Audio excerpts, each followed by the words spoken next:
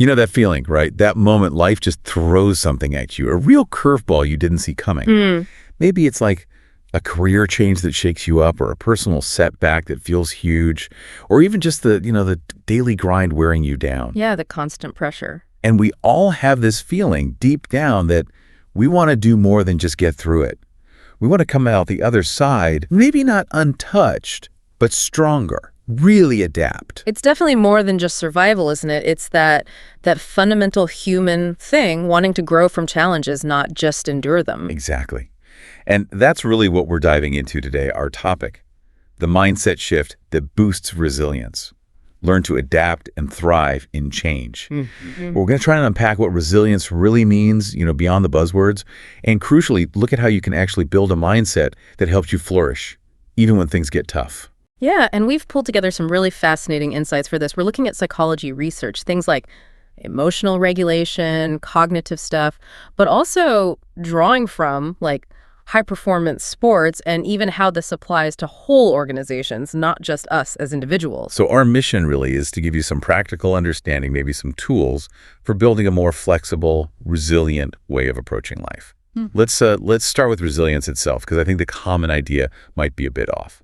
That's a great starting point. Most people, when they hear resilience, they probably picture something like an oak tree bending in the wind and snapping back. Right, or like a rubber band. Stretches, then snaps back. Exactly, that bouncing back idea. But here's the interesting thing. The research doesn't actually have one single agreed-upon definition. It's more nuanced. Okay, that's important. So if we dig into the research, what are the main ways people think about it? Well, there are broadly two perspectives. The first one is kind of like that rubber band idea, resilience as a trait. Like you either have it or you don't. Fixed. Yeah, pretty much. Like it's some inherent quality. But that view is, well, pretty limited, don't you think? Yeah, it doesn't leave much room for change. If you struggle, you're just not resilient. Exactly, and that's why the second perspective is much more empowering, I think. Most modern psychology, like the American Psychological Association, sees resilience as a developmental process. A process. Okay, so not bouncing back, but successfully adapting through adversity, learning, growing, maybe even changing because of the challenge. It's active. Dynamic. Ah, okay. So less rubber band, more like a river, finding a new path around rocks. That's a great analogy. It's something you build, something you develop. And interestingly, you don't really show resilience when things are easy. Right. You can't be resilient if there's nothing to push against. It only becomes visible when there's stress, adversity. Precisely. So it's a learned set of skills, not just genetics. It comes from a mix of, physiological things, psychological stuff, even your environment. And the key takeaway, we can all work on this. We can develop it. Okay, that's huge. So if resilience is this learnable process, what's the core mindset shift needed to actually start building it? What's step one? That leads us straight to Carol Dweck's work on mindsets, the whole fixed versus growth mindset idea. That's really the foundation. The fixed mindset. I think we all slip into that sometimes. That belief that our basic abilities are just set in stone. Like, oh, I'm just not good at math, or public speaking, not for me. It feels like a hard limit. And that way of thinking, Dweck found, links really strongly to what Martin Seligman called learned helplessness. If you believe your effort doesn't matter because your ability is fixed, well, why bother trying? Yeah, that sounds incredibly discouraging. It leads to getting stuck. Research shows it often leads to less fulfilling lives, less success. So the alternative is this growth mindset. Seligman actually used to call it learned optimism. Learned optimism. I like that. So what is the growth mindset specifically? It's the core belief that your abilities aren't fixed. They're malleable. You can develop. So instead of, I can't do math. It's more like, okay, math is tough for me right now, but if I work at it, find the right approach, practice, I can absolutely get better. I can master this. And that belief is linked to more success, more fulfillment. It gives you a sense of agency, but it's not like a switch, right? It's more of a spectrum. Oh, definitely a spectrum. We might have a growth mindset in one area, say sports, but a more fixed one in another, like, I don't know, art. It varies. That makes sense. Yeah, there's a great example in one of the sources we looked at. A student really struggling with math, like convinced they were just bad at math. But they also played sports and knew that practice made them better there. So they started thinking, well, if practice works for soccer, why not for math? They applied that effort, changed their approach, and ended up passing the class way above average. Wow, that's powerful. taking success from one area to challenge a limiting belief in another. Exactly. It shows how experience can shift that mindset. So maybe the goal isn't just a resilient mindset, but a truly flexible mind. Being open, testing things, adjusting based on what you learn. Real adaptability. A flexible mind. I like that. Like adjusting the sails, like you said. Okay, so we have the growth mindset as the foundation. What are the key ingredients we need to actually build this resilience day to day? I'd say there are 3 really critical pieces that emerge from the research. First, your ability to regulate your emotions. Second, the cognitive strategies you use to cope.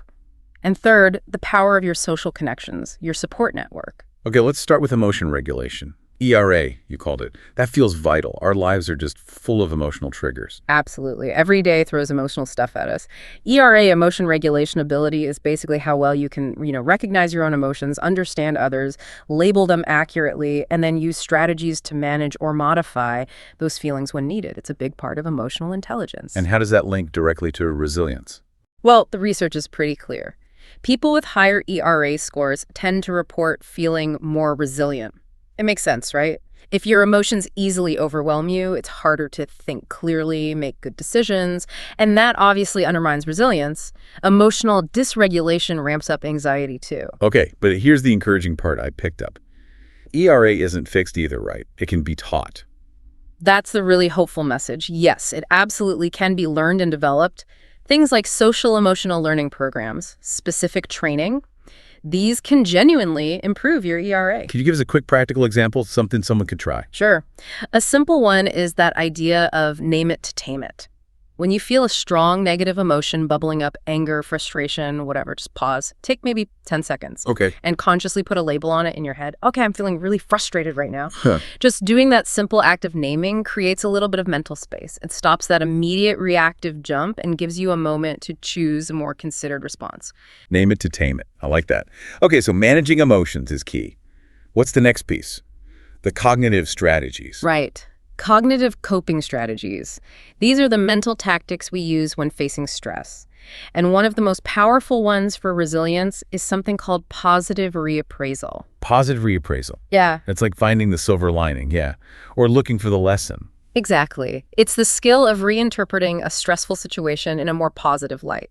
Not ignoring the bad stuff, but actively looking for meaning, growth, or maybe a hidden opportunity within the challenge. Research links this strongly to positive emotions and well-being. And how do you cultivate that? Mindfulness practices are actually a great way to build that muscle. They help you observe your thoughts without immediately buying into the negative ones, giving you space to reappraise. Another helpful strategy mentioned is to refocus on planning. Shifting from just feeling overwhelmed by the problem to actively thinking about steps to address it. Precisely. It makes sense because generally we think first, then act. So if you can learn to manage your thinking, your cognition in the face of adversity, you're setting yourself up for a more resilient response. Okay, so regulate emotions, reappraise situations positively, focus on planning. What's the third ingredient? The social connection part. Yes, the power of sociability in your support networks.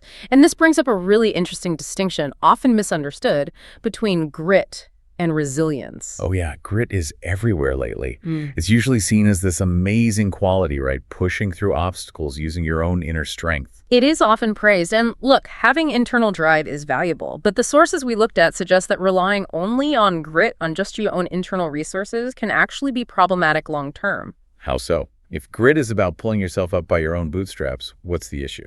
The issue is that it can lead to burnout if that's your only strategy. Resilience, in contrast to that purely internal focus of grit, is more about mobilizing your entire support network.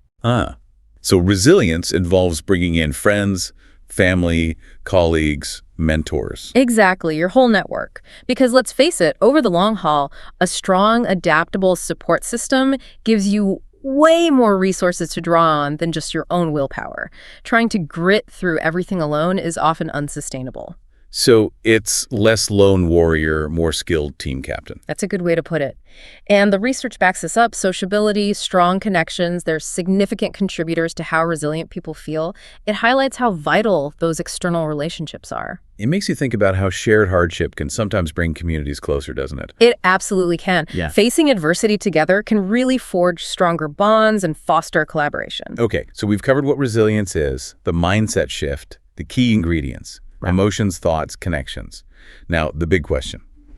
How do we actually do this? How do we cultivate this flexible, resilient mind day to day? What are the steps? Well, first, let's be real. This takes time. It takes conscious effort, repetition. It's not a quick fix or something you achieve overnight. It's practice. Right, consistent practice, like any skill.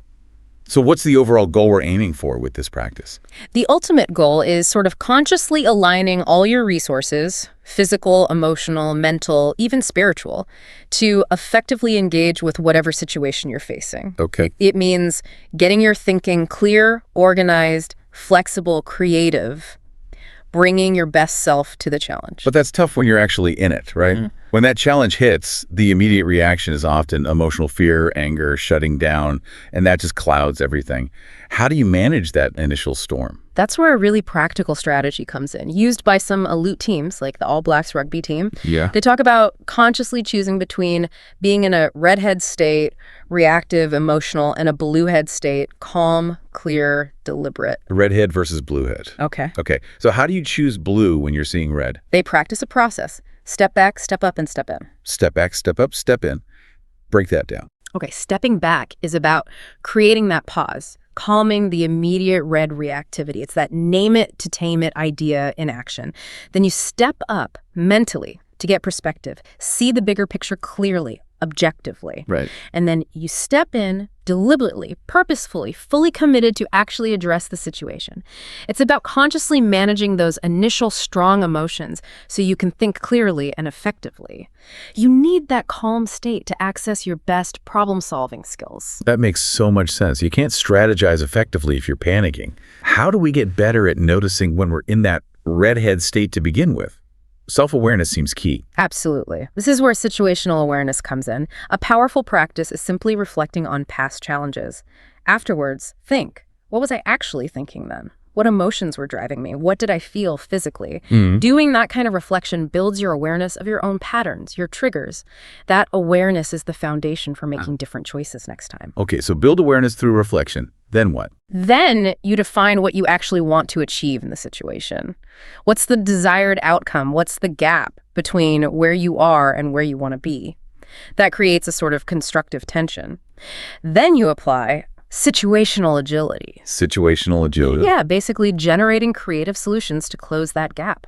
Thinking differently, maybe accessing different emotions to motivate you, making sure you're physically up for it, brainstorming options. And I guess you have to accept that the first idea might not be perfect. Oh, absolutely. You have to be willing to test things out. Try a solution. Maybe it feels awkward. Maybe it doesn't work quite right. That's okay. The crucial step is then reflecting again. What did I learn? What could I try differently? What needs more practice? It's iterative. Learn, adjust, try again. Like running experiments on yourself almost. In a way, yes. And underpinning all of this, we really can't forget the basics. Physical well-being. Ah, yes, the fundamentals. Good sleep, proper rest, physical activity, decent nutrition. These aren't optional extras for resilience. They're essential.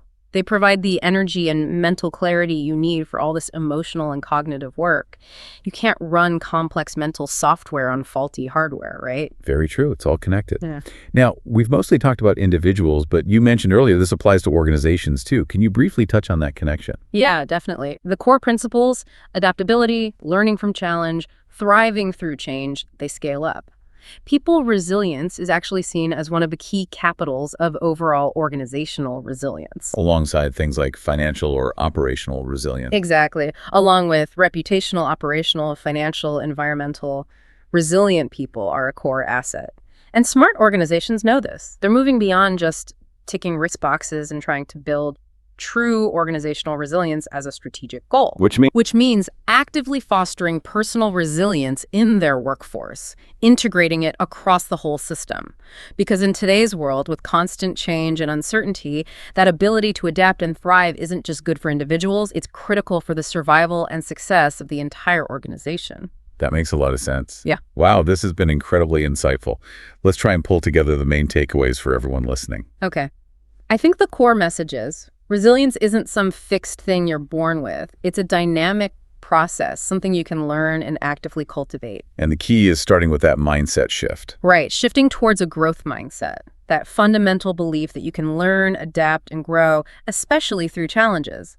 Then it's about building skills in managing your emotions, that ERA piece, and using positive cognitive strategies like reappraisal. Don't forget the network. Absolutely crucial. Leveraging your entire support network, not just relying on solo grit.